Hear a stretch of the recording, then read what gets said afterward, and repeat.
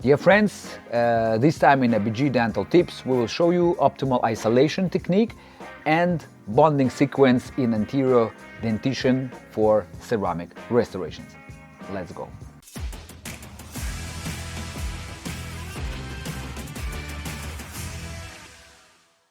Dear friends, dear colleagues, we are back with our new episode of the BeloGrad Dental Tips, and this time I will share with you my personal favorite sequence of the rubber dam isolation if I bond, for example, ceramic veneers or ceramic crowns in anterior area.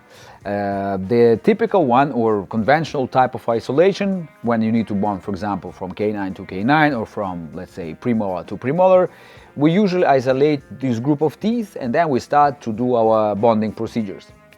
But what happens in most of the times? The bonding process itself, it's not very quick, okay? So you have to be precise to be able to check the fit of restoration in the proximal contact points, the position, and many other things. So the process takes time. And what happens when you, for example, start with the central incisors, you cement the central incisors, then you start to do lateral canine, you rinse water, you dry, whatever, and patient has already pain in the area of premolars because these teeth are exposed and anesthetic is not working anymore, okay? So this bit uncomfortable for the patient as well.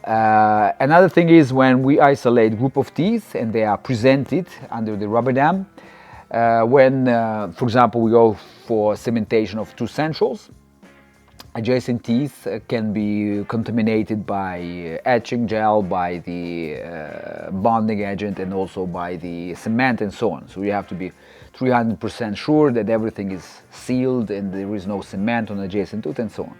So my favorite is just to isolate teeth that we are going to bond our restorations on. And you can see now on the slide, just two central incisors, okay? You have to check the clamps, the stability of them. You have to make sure the rubber dam will be placed and hold on the frame and the clamps will resist. And you start with the central incisor, so you can sandblast them. There is no risk that you will destroy some adjacent teeth. For example, you etch, you rinse, you bond, you use cement and so on, okay?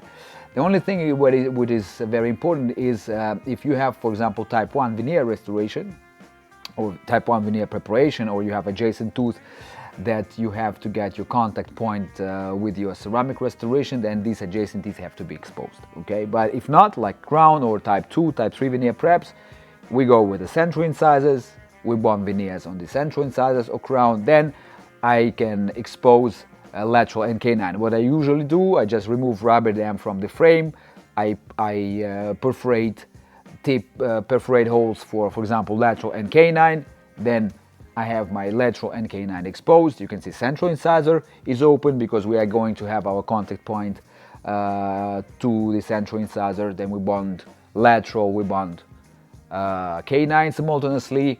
Then we do the same from another side. Lateral canine is exposed.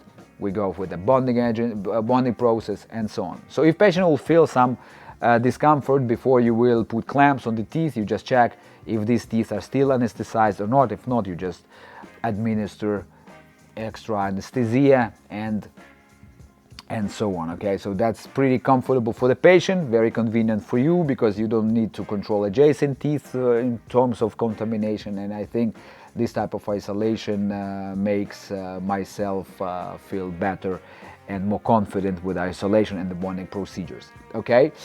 I would like to ask you kindly not to forget to put likes to this video, to follow us, and to share this video with your colleagues, because I hope that these small tips and tricks that we are happy to share with you will make your professional life and life of your colleagues easier, okay? Stay in touch and may the dental force be with you.